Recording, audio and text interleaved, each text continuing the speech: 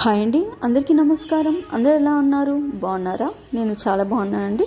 మీరందరూ కూడా చాలా బాగుండాలని మనస్ఫూర్తిగా కోరుకుంటున్నాను. ఫస్ట్ టైం నా ఛానల్ చూసేవాళ్ళు ప్లీజ్ లైక్ చేయండి, షేర్ చేయండి, అలాగే సబ్స్క్రైబ్ చేసుకోండి. శనివారం ఒక్కరోజైనా ఇంట్లో ఇలా పూజ చేస్తే 10 తరాల ఐశ్వర్యం, బంగారం ప్రాప్తిస్తుంది. కోరి కొలిచే భక్తులకు కొంగు బంగారంగా మారే కొండంత దేవుడు, ఆపదల మొక్కలవాడ, అనాథ రక్షకుడు ఆ ఏడుకొండల వెంకటేశ్వర స్వామి మీ జీవితంలో ఉండే కష్టాలన్నీ తొలగి మీ ఇంటికి ఐశ్వర్యం లభించాలంటే శనివారం ఒక్కరోజైనా సరే భక్తి శ్రద్ధలతో మీ ఇంట్లోనే శ్రీ వెంకటేశ్వర స్వామికి పూజ చేస్తే 10 తరాల తరగని ఐశ్వర్యం, బంగారం ప్రాప్తిస్తుంది. కాబట్టి శనివారం రోజున ఎంతో సులభంగా మీ ఇంట్లోనే శ్రీ వెంకటేశ్వర స్వామికి ఎలా పూజ చేస్తే స్వామివారి అనుగ్రహం లభిస్తుందో ఇప్పుడు ఈ వీడియోలో మనం తెలుసుకుందాం. అలాగే ఈ వీడియో చూసే ముందు ఓం గోవిందాయ నమః అని ఒక చిన్న కమెంట్ చేయండి. శనివారం అంటేనే శ్రీ వెంకటేశ్వర స్వామి గుర్తుకు వస్తాడు. శనివారం రోజున చాలా ఇంట్లో పూజలు చేస్తారు. అలాగే కొంతమంది ఈ రోజున ఉపవాసం కూడా ఉంటారు.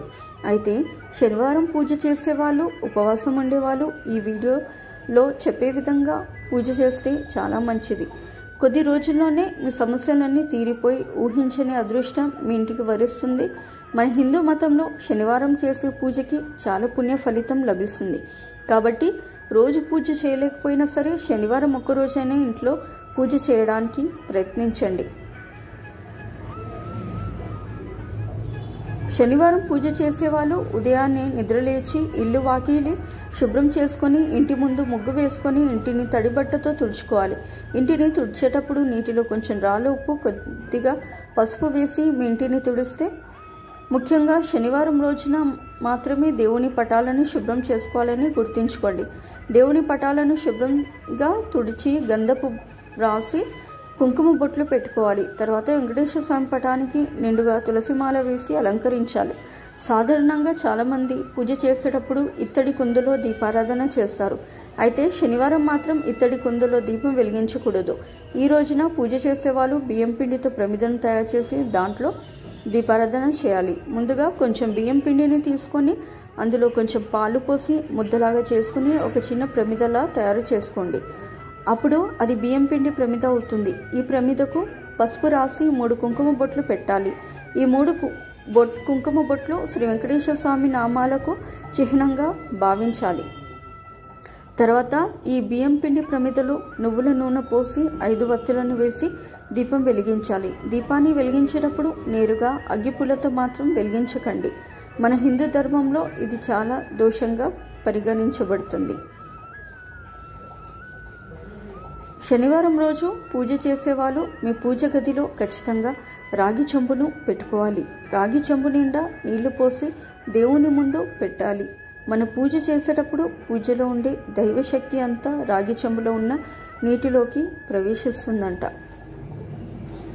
కాబట్టి పూజ పూర్తి అయిన తర్వాత ఇంట్లో ఉన్న ప్రతి ఒక్కరూ కూడా ఆ రాగి చెంబులో ఉన్న నీటిని తీర్థంలాగా తీసుకోవాలి. ఈ తీర్థంలోనే భగవంతుడు శక్తి నిక్షిప్తమై మీకు శుభాలను చేకూరుస్తుంది.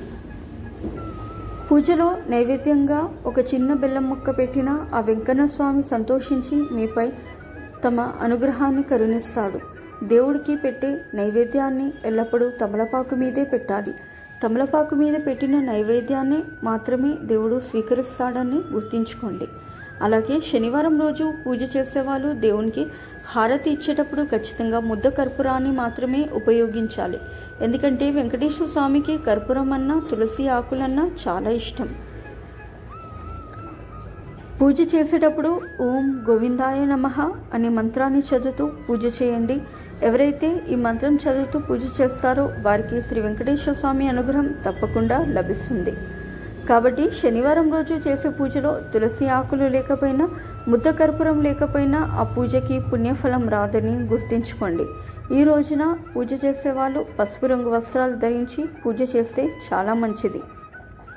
ఇంట్లో పూజ చేసిన తర్వాత దేవుని ముందు మీ కోరిక కోరుకొని దేవునికి ఒక కొబ్బరికాయ కొట్టి నమస్కారం చేస్తే మీరు అనుకున్న కోరిక నేరుగా దేవుడి దగ్గరకు చేరుతుందని పండితులు చెప్తున్నారు. పూజ పూర్తయిన తర్వాత చివరిగా ఇంట్లో ధూపం వేయాలి. శనివారం రోజున ఇంట్లో సాంబ్రాణి ధూపం వేస్తే చాలా మంచిది. దీపారాధన చేసిన తర్వాత దీపాలు వెలుగుతున్నంతసేపు పూజా మందిరం తలుపులు వేయకుండా తెరిచి ఉంచాలి. శనివారం రోజున ఈ విధంగా ఎవరైతే పూజ చేస్తారో వాళ్ళ ఇంట్లో ధన ప్రవాహం పెరిగి అష్ట ఐశ్వర్యాలతో జీవిస్తారు. పూజ సమయంలో దీపం కొండెక్కితే చాలామంది అపశకునంగా పరిగణిస్తారు. పూజ సమయంలో దీపం కొండెక్కితే ఓం నమో నారాయణాయ అని 11 సార్లు జపించి కొత్త దీపం వెలిగించాలి. ఉదయం పూట చేయడం కుదరని వాళ్ళు శనివారం సాయంత్రం ఒక కొబ్బరికాయ తీసుకొని ఆ కొబ్బరికాయ పైన కుంకుమతో స్వస్తిక్ గుర్తు వేసి ఇంట్లో దీపం వెలిగించాక కొబ్బరికాయను కొట్టాలి. దీపారాధన చేసేటప్పుడు చాలామంది పూజ గది ముందు ముగ్గు వేయరు, కానీ ఇలా చేయడం కూడా చాలా తప్పు. పూజ ప్రారంభించే ముందు ఖచ్చితంగా మీ పూజ గది ముందు ముగ్గు వేసి పూజను ప్రారంభించాలి. అప్పుడే మీరు చేసిన పూజకు 100% ఫలితం దక్కుతుంది. ముఖ్యంగా పూజ గది ముందు అష్టదళ పద్మం ముగ్గు వేస్తే చాలా మంచిది. ఇక శనివారం రోజున చేయకూడని పనులు. శనివారం రోజున నువ్వులు, మినపప్పు, చీపురు, నూనెను కొనుగోలు చేయకూడదు. అలాగే శనివారం రోజున ఉప్పు కూడా కొనకూడదు. ఇలా చేయటం వల్ల అప్పుల పాలయ్యే అవకాశం ఉందని పండితులు చెప్తున్నారు. శనివారం రోజున బట్టలు కొనడం మంచిది కాదు. ఈ రోజున బట్టలు కొనుగోలు చేసినా షాపింగ్ చేసినా మీ జీవితంలో కష్టాలు ప్రారంభం అవుతాయి. శనివారం రోజున శ్రీ వెంకటేశ్వర స్వామి ఆలయానికి వెళ్తే చాలా పుణ్యం లభిస్తుంది.